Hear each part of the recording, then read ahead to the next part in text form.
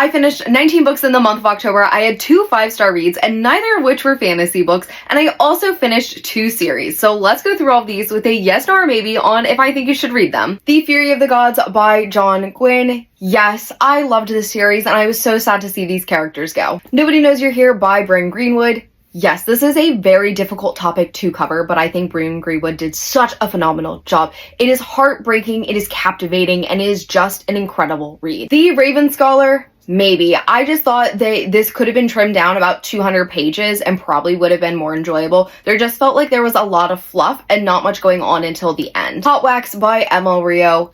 Maybe. I thought the middle part of this was very entertaining. I was utterly entranced, but the beginning and the end just felt so lackluster, and I was honestly kind of glad for it to be over. Sociopath. Maybe. This was a very interesting memoir. I really liked the way that the author wanted to shed light not only on her diagnosis, but also the disorder of sociopathy just in general and how misconstrued it often is. Coldfire by Chloe Gong. Yes, this is YA 2010's dystopian, but it is written in 2025, and you just are going to eat it up. Sunbringer and Faithbreaker by Hannah Kaner. These are the second and third books in the Fallen Gods trilogy. Yes, I really enjoy this trilogy, and it does not get enough love. Daedalus is Dead. Yes. Ashes of Man by Christopher Ruocchio. Yes, and I'm really excited to dive into Disquiet Gods. Leave Me Behind. Yes. 5 stars easily. As somebody that does not normally read dark romance, I absolutely ate this up.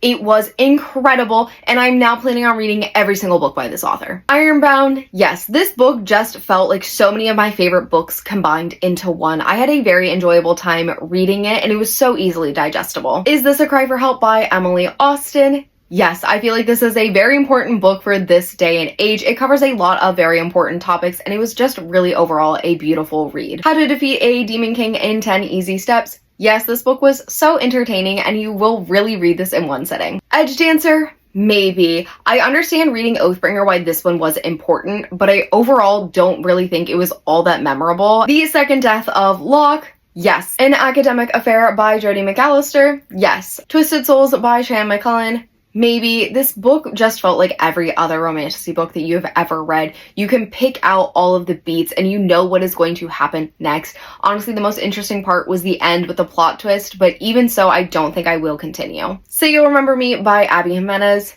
Yes, this book was absolutely heartbreaking and beautiful, and it is my favorite Abby Jimenez book to date.